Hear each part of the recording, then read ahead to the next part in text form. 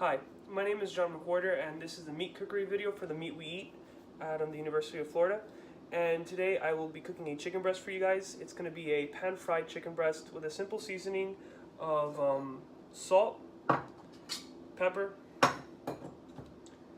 paprika, basil, and then fresh rosemary and cloves of garlic, as well as butter and olive oil to go into the pan for the basting process. So as I said before, this chicken breast is going to be pan fried, and the reason why I'm doing this recipe is just because it's kind of my favorite way to eat chicken, and chicken is kind of my favorite meat to eat, so I guess it's easier to say it's sort of like one of my favorite dishes to cook. And it's just really good and simple, and I think anyone can do it, so that's why I'm doing it today.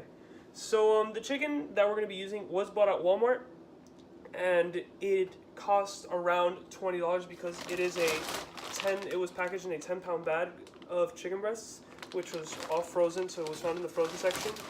And so exactly it cost $18.96, so that averages out to about $1.90 per pound. And according to the bag, each serving is 4 ounces, so if you do the math, that leads you to 47 cents per serving of chicken. So the product was, as I said before, pre-packaged, and it was packaged in a plastic bag like this in the frozen section at Walmart. And essentially, it didn't look like it was processed at that Walmart specifically. It looked like this thing was shipped out, and so pretty much every Walmart, I would assume in the country, has bags from the same shipping plant as the one that we bought the chicken from. And so this chicken is a boneless chicken breast without the skin, and there are portions of rib meat, and it contains up to 15% chicken broth, salt, and natural flavor. Now, I don't believe this is going to change the way we cook the chicken. It's not going to really change the flavor of it, maybe making it a little bit saltier, and since the skin has been taken off, it is going to be a bit more difficult to retain the moisture within the meat. So for that we are pan frying it, and then we're gonna have a basting process towards the end of it in order to compensate for that. So I would say this product was labeled effectively because I was able to easily identify what it was. I was able to easily identify what was changed, in a way. So like it says it really clearly, that there are portions of rib meat in there. This contained the 15% chicken broth, salt, and natural flavors. And so the method, as I said before, is going to be pan fried, and that is because it is straightforward and it creates a browning on the outside of the meat, which holds in all the flavor if done correctly, which hopefully I will do correctly. And so prior to preparing the meat, I had it in my freezer, and I had it there since I bought it yesterday. It's been in there for about 12 hours, and my freezer is, I believe, at 32 degrees Fahrenheit or 0 degrees Celsius. And so now I'm just going to prepare the meat now, and we'll get to cooking right away. Okay, so as you can see, you can come here, take a look. We have defrosted the meat in water. We isolated it so that it doesn't spread. So it's just a hygiene issue. So first we're going to wash our hands. Most important thing, wash your hands whenever you're about to handle the meat so that you do not spread the bacteria and you do not risk getting salmonella in this case because we are dealing with poultry. Always have a paper towel handy. And remember, use one strip if necessary. We're trying to save the world here. Okay. Now, what you need to do, get a chicken breast from the bag, one that is thawed, and then use paper towels to dry it out. Now, the reason why we're drying it out is because a soggy chicken breast, a wet chicken breast, is one that will not get crispy, and no one likes that. So now we're going to lay it onto our surface so that we can season it. Okay, so now that you've dried up your meat from any excess moisture, and washed your hands, it's the biggest thing, washing your hands. Now you're going to want to season it. So around half the seasoning comes off when you put it in the pan, so you're going to want to season it very liberally. So first we're going to start with the pepper. Just a little bit of pepper like that. It's perfect. Then you're going to want to go with your salt. And remember, this was packaged with a salt solution in it, so it's okay if you don't want to go too heavy on the salt because there is salt there. And then paprika. And although paprika is not traditionally used, I like to do it because it adds a bit of nice color to it. Okay, so now with one hand, right, you're going to want to massage it in there. And then you're going to want to turn it around And then with the other hand, the one that has not touched the chicken, you do the same. So, put some paprika, put some salt, and now, since we need 2 hands, we are going to wash our hands again. And I like to use warm water, but that's just a personal preference. So after that,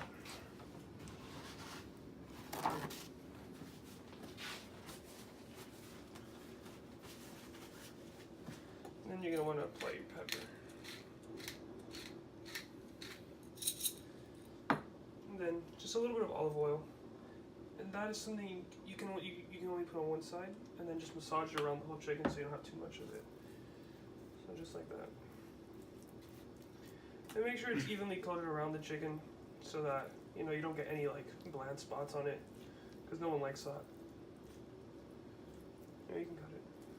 So now that you season your chicken, now it's time to prepare the pan. So basically what you're going to want to do is turn it around medium heat. Depending on your stove, our stove is very sensitive, so I don't like to go too high because it gets really, really hot. And then just put a thin layer of olive oil. This is just to facilitate the transmission of heat through the apparatus. You want to turn it around so you have a thin layer of it, so that upon contact, the chicken will get nice and crispy. And you're going to want to wait till this gets really hot because you don't want it just sitting there in oil. And then, as part of the process, what you're going to want to do, take some cloves of garlic. Smash them lightly with your knife, just so you can get all the allicin out of there. And what this is going to do is this is going to get a really nice garlicky flavor on your chicken. Now, I like to use quite a bit because I'm cooking not only for myself, but also for my roommates. So I just like to keep it there, and then with each portion, I'll just keep them in there. So now you wait till it gets hot. And you can generally feel it from around here. Right now it's getting warm, but not hot yet, so it's just to wait a little bit, 5 or 10 minutes. So, as you can see, we got all the chicken breasts nice and seasoned. So now the garlic in our pan is starting to sizzle, which is a good indicator that it's ready to go in. So what you're gonna want to do with this hand, right, is take it, and if it had skin, you would put the skin side down first, but this is a skinless chicken breast, so we're just gonna put it in. And that sound, that's exactly what you want to hear. So in the meantime, you're going to want to leave this around 4 to 5 minutes. Our goal here is to get the internal temperature in the thickest part of the chicken to 165 degrees Fahrenheit to ensure that it's safe to eat. So that'll take around 5 minutes on each side, around there. And in the meantime, with the hand that you use to not touch the chicken, you're going to get some of our fresh herbs here. And you're going to want to place it on the chicken. And as they fry in the oil, they'll also release their fragrances. And now you wash your hands, obviously.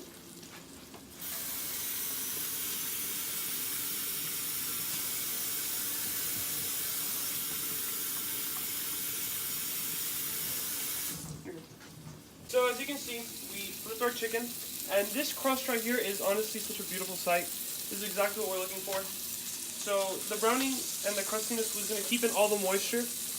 And now we're going to add in some more herbs for this side as well. And I took the liberty of cubing the pieces of butter that we need. And we're just going to put one in here. And while that butter melts, it's going to richen the whole sauce that we're sort of creating now. And when it melts, you're going to want to take a spoon, put it here, and then just baste it. Baste the butter over the chicken, and that is going to lock in all the flavors and add all the flavors that we got from the garlic and the rosemary. So you're going to want to wait around 5 minutes on this side and then test with the meat thermometer if it's 165 degrees and safe to eat. So I'll catch you then. Okay, so now that we reached the internal temperature of 165 in the thickest part of the chicken, what you're going to want to do is take it out, lay it on a napkin, then get your plate,